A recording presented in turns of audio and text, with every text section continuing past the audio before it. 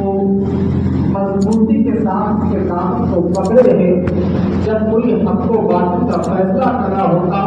تو اپنے عقل دل دماغ سے استعمال یہ فیصلہ نہیں کرتے, بلکہ جو یہ کہتے تھے کہ ہم جو کام کریں گے اللہ اس کے رسول کا جو قانون ہے ہم اسی کو دیکھتے ہوئے زندگی گزاریں گے. بلکہ وہ زمانہ تھا. کچھ علماء کرام ایسے ہیں, علامہ عبد الرحمن حیدرآبادی, جنہوں نے اپنے زمانے کے اپنے دور میں 1857 کے انقلاب کے اندر علاقوں کے اندر موجود ہیں, جن کو انہوں نے اپنے قلم سے انقلاب کو زندہ کیا تھا, انقلاب برپا کر دیا تھا. اور یہ انقلاب کا نام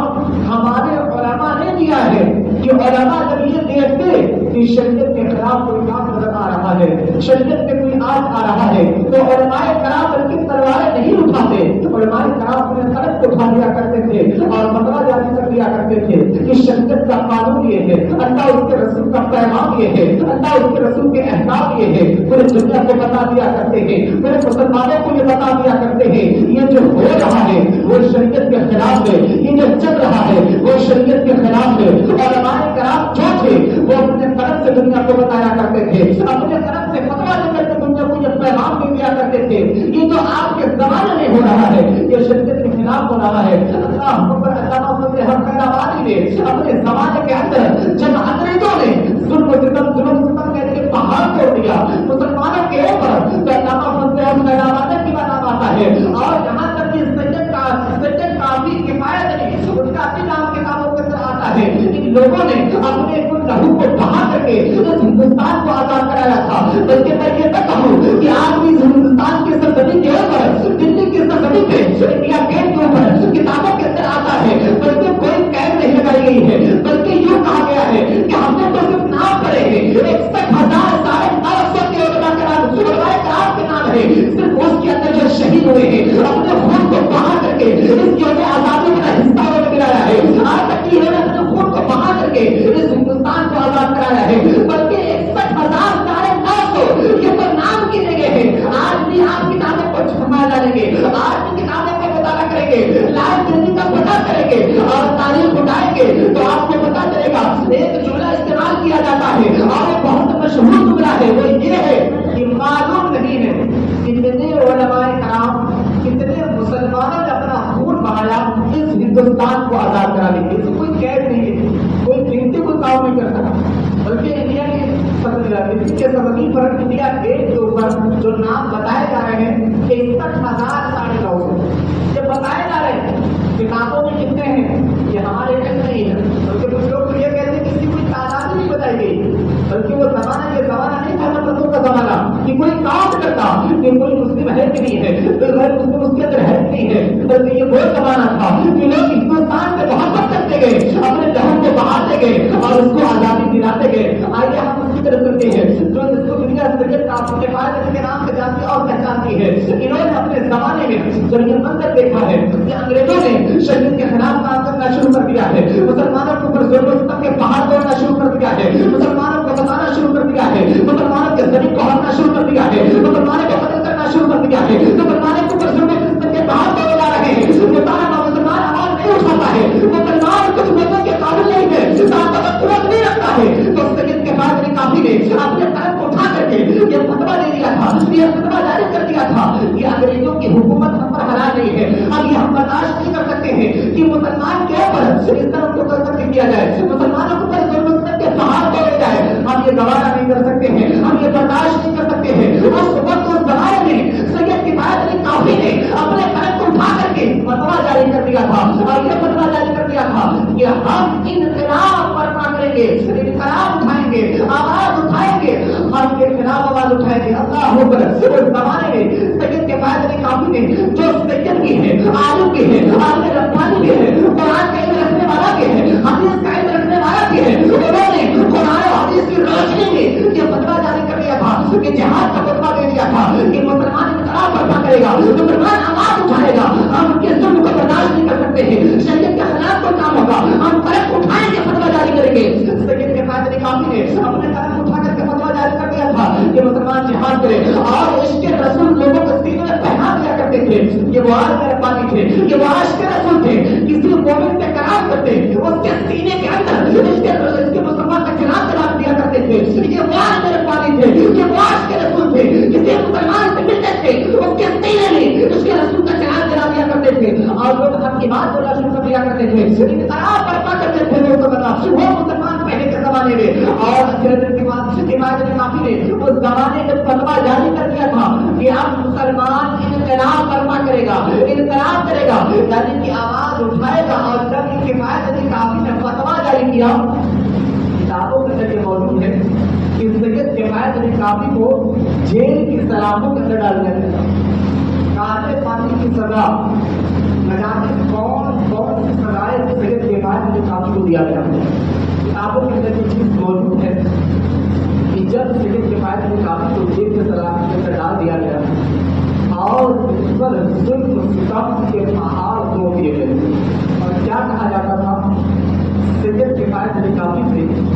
تم مسلمانوں کے سینے میں عشق رسول کا چراغ جلاتے ہو، شریعت کے قانون بتاتے ہو، اللہ اس کے رسول کے قانون بتاتے ہو، تم نے فتویٰ جاری کر دیا ہے۔ اور یاد رکھو ایک کفایت، اگر تم نے فتویٰ واپس نہ لیا ہم تجھے ویسے ہی ختم کر دیں گے۔ لیکن کفایت علی کافی کہا گیا کہ ہم تیرے پاس کچھ آفر لے کے آئے ہیں، کچھ خوشخبری لائے ہیں، اگر تم قبول کرو گے تو ہم تمہیں وہ تحفہ پیش کریں گے۔ لیکن کفایت علی کافی نے پوچھا کہ تم کون سا تحفہ لائے ہیں؟ لیکن انگریزوں نے یہ کہا تھا تم نے جو فتویٰ جاری کیا ہے شریعت کے قانون کو دے کر کے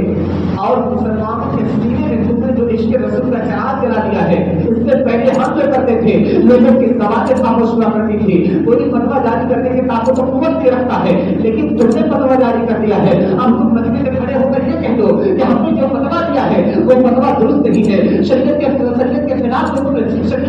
تم کام کر رہے ہو، لوگوں کو بہلا رہے ہو، لوگوں کے سینے میں عشق مصطفیٰ کا چراغ جلا رہے ہو۔ اب لوگوں سے یہ کہو کہ ہم نے جو فتویٰ دیا ہے وہ درست نہیں ہے۔ سید کفایت علی کافی سے کہا گیا کہ تم لوگوں سے یہ کہہ دو کہ ہم نے جو فتویٰ دیا ہے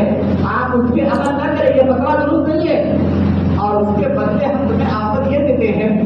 خوشخبری یہ دے رہے ہیں کہ ہم تمہیں یعنی کہ اپنے دین کے اندر تمہیں گورنر بنائیں گے،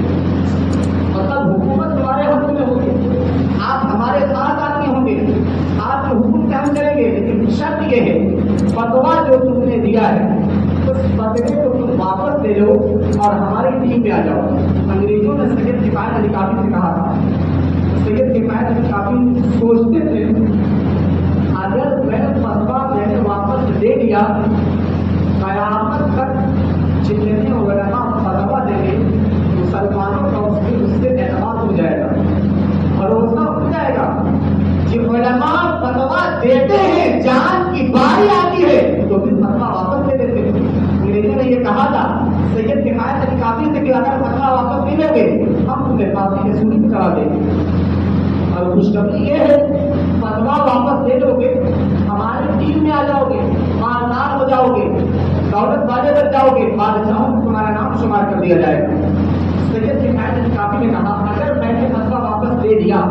قیامت تک مسلمان کسی علماء کے فتویٰ پہ اعتبار نہیں کریں گے، کوئی بھی فتویٰ جاری ہوگا مسلمان اس کو مانیں گے نہیں،